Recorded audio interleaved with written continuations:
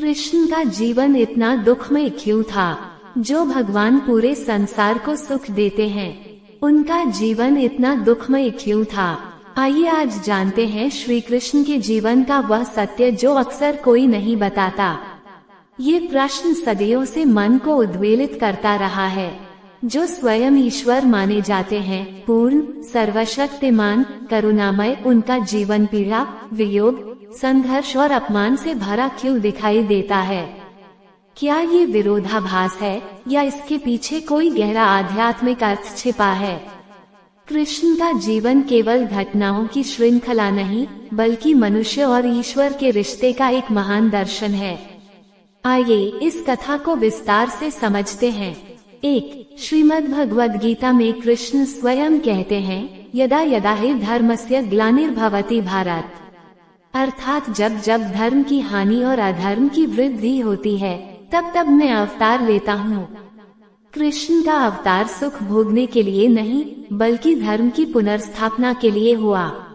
जहाँ धर्म संकट में होता है, वहाँ पीड़ा अवश्य आती है। इसलिए कृष्ण का जीवन संघर्ष में होना उनके अवतार उद्देश्य का स्वाभाविक परिणाम था। 2. जन्म से पहले ही पीड़ा का आरंभ। कृष्ण का जन्म मथुरा की कालकोठरी में हुआ। उनके माता पिता देवकी और वसुदेव कंस के अत्याचारों से त्रस्त थे। कृष्ण के जन्म से पहले ही उनके 6 भाई बहनों की हत्या हो चुकी थी।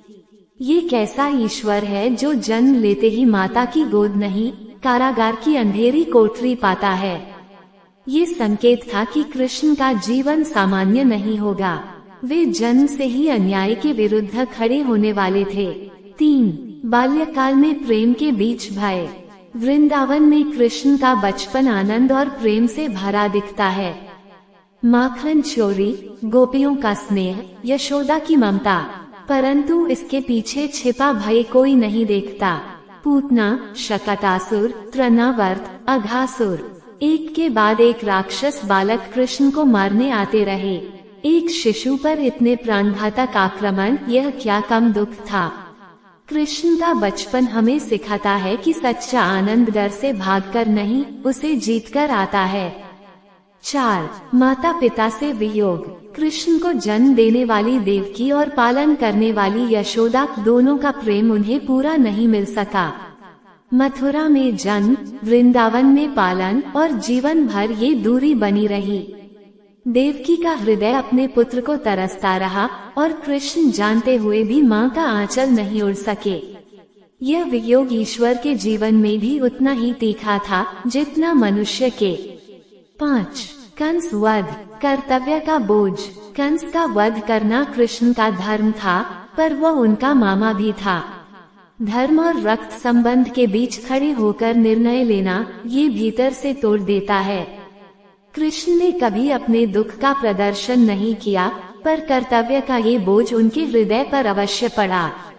6. राधा से वियोग, अधूरा प्रेम। राधा कृष्ण का प्रेम आध्यात्मिक प्रेम का शिखर माना जाता है, पर यह प्रेम पूर्ण होकर भी अधूरा रहा।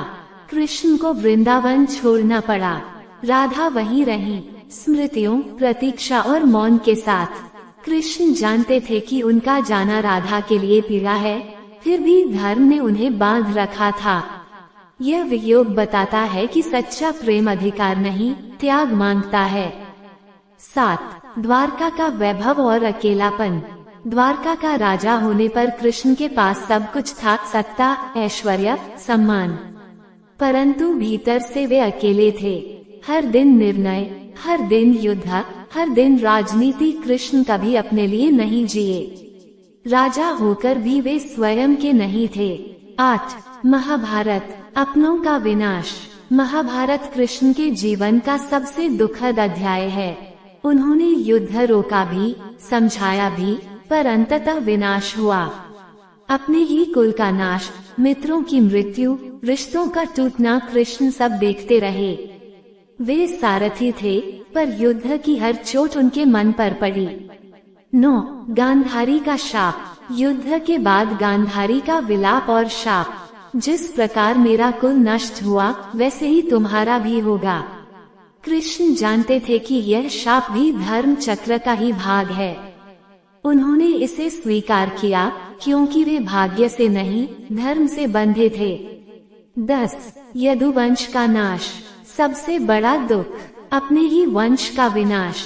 नशा, अहंकार और कलह ने यदुवंश को नष्ट कर दिया। कृष्ण चाहकर भी इसे रोक नहीं पाए क्योंकि अब ये कर्मफल था। ये दृश्य किसी भी पिता, किसी भी मार्गदर्शक के लिए असहनीय होता है। 11. कृष्ण का अंत। एक मौन विदाई। कृष्ण का अंत भी पीड़ादायक था। एक साधारण शिकारी का तीर, न कोई युद्ध, न कोई महिमा, बस शांति से प्रस्थान। ये संदेश था ईश्वर भी प्रकृति के नियमों से ऊपर नहीं बल्कि उनके साथ चलते हैं। 12. तो फिर कृष्ण का जीवन दुखमय क्यों था? कृष्ण का जीवन हमें ये सिखाने के लिए था कि दुख से भागना नहीं, उसे समझना सीखो। कर्तव्य भावनाओं से ऊपर होता है। प्रेम में त्याग अनिवार्य है। शक्ति के साथ करुणा जरूरी है और सबसे बड़ा धर्म है सत्य के साथ खड़ा रहना। कृष्ण का दुख कमजोर नहीं था बल्कि मानवता की चरम अभिव्यक्ति थी। निष्कर्ष, कृष्ण का जीवन इसलिए दुखमय नहीं था कि वे असहाय थे, बल्कि इसलिए था कि वे हमारे जैसे बनकर हमें सही मार्ग दिखाना चाहते थे। वे हंसे, रोए, टूटे, फिर भी मुस्कुराए, ताकि मनुष्य सीखे कि जीवन कितना भी कठिन हो, धर्म और प्रेम का मार्ग नहीं छोड़ना चाहिए। कृष्ण का दुख हमें कमजोर नहीं करता, वो हमें अंदर से मजबूत बनाता है। अगर ये वीडियो आपको पसंद आया हो तो कमेंट में जय श्री कृष्ण जरूर लिखें तथा वीडियो को लाइक करके चैनल को सब्सक्राइब करना न भूलें।